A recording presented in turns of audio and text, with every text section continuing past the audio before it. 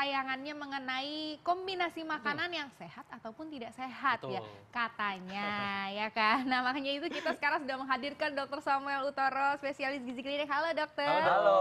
Sudah halo. siap nih dokter untuk membahas mitos-mitos atau fakta ya dok? Siap. Siap ya. Oke, ini sekarang nih dok. Ini yang paling happening ya, Iya. yang paling happening itu nasi. Biasanya kalau orang Indonesia banget nih ya, nasi lauknya mie. Gitu ya. Ini siapa nih yang kayak gini? Ayo ngaku semuanya. Dulu kayak pernah saya deh. Ngaku. Dulu pernah ya. Dulu pernah kan ya? Belum makan nasi kalau belum makan rasanya. Belum makan nasi tuh rasanya belum makan. Gimana nih dok? Jadi ini sebenarnya kalau Anda sudah makan mie, Anda tambahin lagi nasi, itu artinya Anda makan double karbohidrat. Nah, itu dia. Padahal kita ada komposisinya. Jadi ada karbohidrat memang harus makan, ada protein, ada lemak, ada lagi vitamin, dan mineral dan yang mengandung serat, yaitu sayur dan buah. Jadi kalau Anda mau makan ini nasi satu porsi, mie satu mangkok, itu namanya double karbohidratnya. Karbohidratnya sudah 2 porsi. Dan kita tahu kalau kelebihan karbohidrat akan menaikkan kadar gula darah. Ditambah lagi nasinya nasi putih. Ditambah lagi mie. Mie kan dibuat dari tepung yang diolah berulang, jadi penyerapannya akan lebih cepat. Akibatnya apa? Gula darah akan naik secara cepat. Dan tentunya dalam jangka panjang bisa menyebabkan obesitas dok ya, kegemukan. Bukan cuma obesitas saja, obesitas iya, diabetes iya, itu. Iya, padahal ini banyak sekali nih kebiasaan-kebiasaan seperti ini nih ya. Coba di sini siapa? Ayo ngaku Ayo, semuanya. siapa ngaku? Wah, Ayo. angkat tangan Kayaknya semua. kameramen tuh kemarin. Semuanya ya kan. Nah, jadi sebenarnya boleh apa enggak nih dok? Seharusnya jangan. Seharusnya Kalaupun jangan, mau ya. makan seperti ini, ya nasinya setengah, Mie-nya mie-nya setengah. juga setengah. Setengah-setengah Tergantung Anda mau masuk di apa nih tujuannya makan. Iya. Kalau Anda mau makan yang kenyang tapi sehat, ya jangan satu porsi gini. Iya, Setengah-setengah. Tapi sebenarnya nasi putih kan Iya. kurang dianjurkan. Kenapa? benar. Karena dia nggak ada seratnya. Yo iya. Harusnya kita makannya nasi merah, nasi hitam, nasi yang berserat. Itu akan lebih menyehatkan buat tubuh Anda. Betul Berarti banget, harus Dok. pandai-pandai memilih makanan dan juga Ya. pandai-pandai mengkombinasi makanan Iya. ya dok ya. Nah, ini seru banget ya. Dan kita nih masih ada topik yang mau kita bahas ya. Katanya memakan udang dan jeruk ini nggak boleh. Ini kan Iya. banyak beredar di grup WhatsApp Grup ya. WhatsApp banyak Bisa banget. bikin kematian katanya. Nah, kita akan bahas sesaat lagi tetap di acara Ayo hidup Dosen. sehat.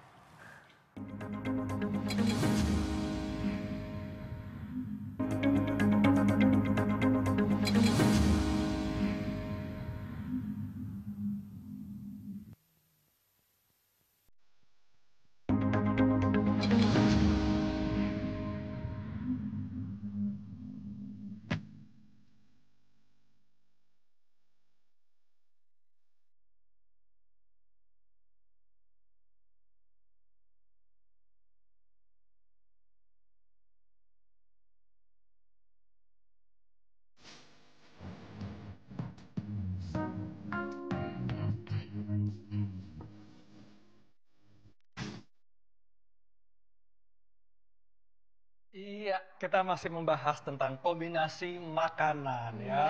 Tadi Dr. Arlin yang banyak beredar di grup WhatsApp nih ya. Yes. Jadi kalau makan udang sama jeruk atau di jus jeruk juga ya, ini katanya bisa menyebabkan kematian katanya. Iya, saya juga pernah baca tuh dok ya di grup WhatsApp suka dibilang gini, udang itu mengandung arsenik dan juga si vitamin C yang ada di dalam jeruk itu, kalau misalnya ketemu sama asam lambung itu bisa katanya menyebabkan kematian. Katanya seperti itu dok di grup Betul nggak, Dok? WhatsApp. Coba, Dok, diluruskan, Gimana dok? Dok. Diluruskan dulu Itu dok. mitos. Nah tuh mitos kan. Iya, Ya. karena memang benar di dalam jeruk itu terkandung vitamin C Ya. yang cukup tinggi. Di dalam udang, tapi udang yang gimana dulu? Kalau udang yang fresh, yang segar, yang tidak mengandung arsen. Tapi yang mengandung arsen juga di dalam udang yang sudah seperti ini, itu rendah sekali dosisnya. Di mana dengan dosis yang serendah itu sebenarnya masih buat tubuh nggak ada masalah. Kenapa? Karena tubuh kita kan punya kemampuan mendetoksifikasi. Siapa? Iya. Si hati kita. Nah kemudian soal campuran arsen dengan vitamin C itu dapat menyebabkan kematian Iya, atau itu keracunan. Iya, iya. Emang benar, tapi dosisnya berapa? Tinggi sekali arsennya.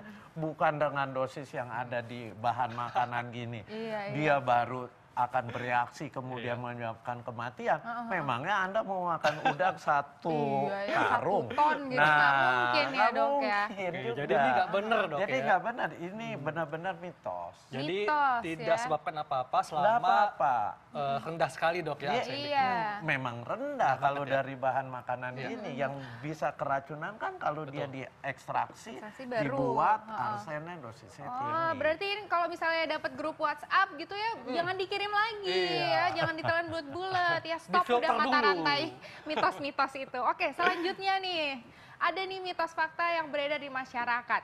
Lemon dan pepaya jika dimakan bersamaan dapat membuat anemia. Mitos atau fakta, dokter? Mitos. Mitos. Wah, kenapa tuh, Dok? Kenapa? Karena di lemon dan di pepaya tidak ada zat yang mengganggu penyerapan daripada zat besi. Kita tahu yang membuat kita tidak anemia, sel darah merah kita Iya. cukup, itu bahan makanan yang mengandung zat Zat besi. besi. Dan di dalam pepaya maupun di dalam lemon tidak ada zat yang menyebabkan penyerapan daripada zat besi terganggu, apalagi lemon. Lemon sifatnya asam.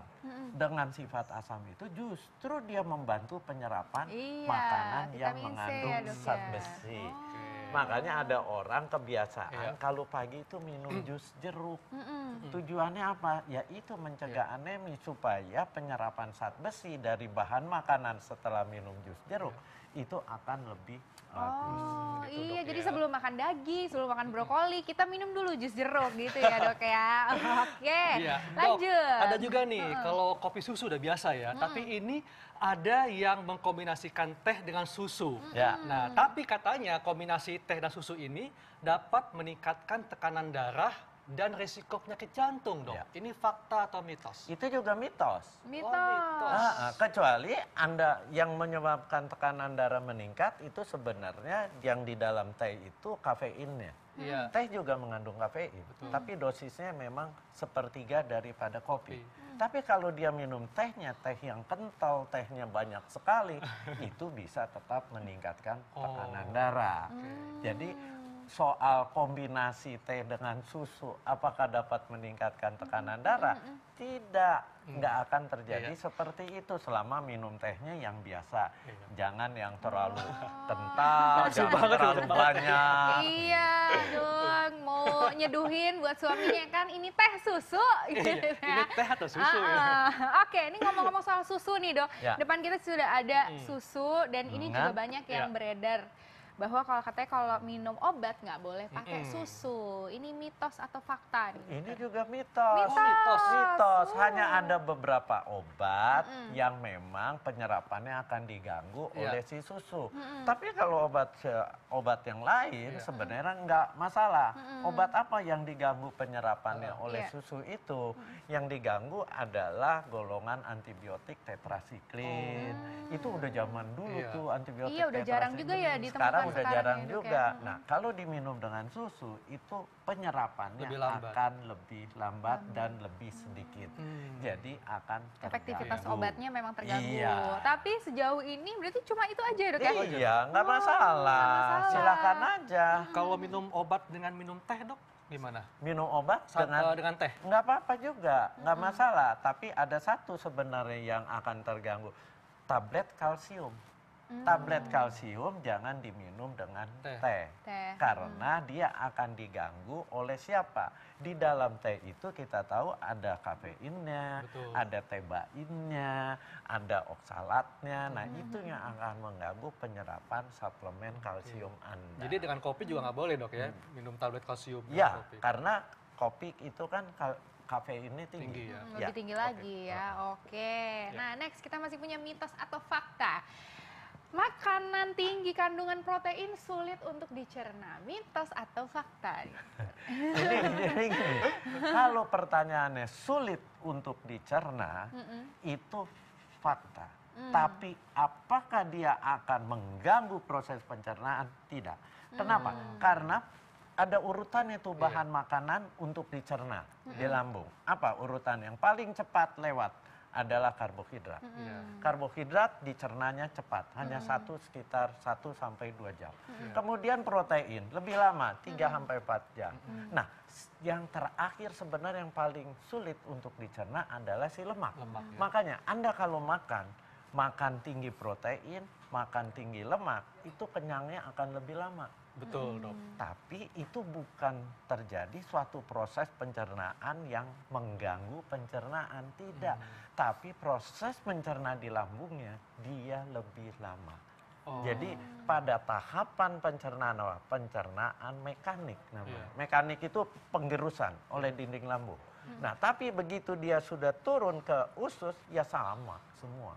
Karena semua sudah ada enzim-enzim yang berfungsi untuk karbohidrat apa, untuk protein apa, untuk si lemaknya apa, enzim pencernanya. Jadi di lambungnya memang prosesnya memang udah dari sananya lebih lama, tapi bukan jadi sulit. Iya.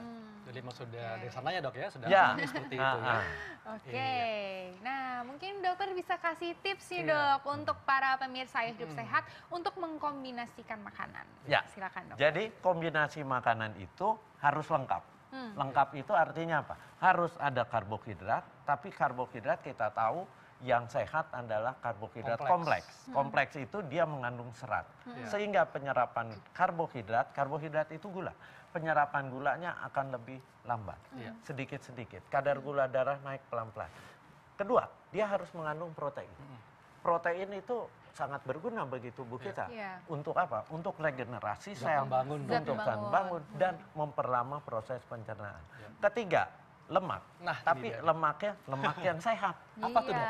Lemak sehat yang itu mana nih, Dok? lemak yang namanya asam lemak omega 3, banyaknya di ikan ya.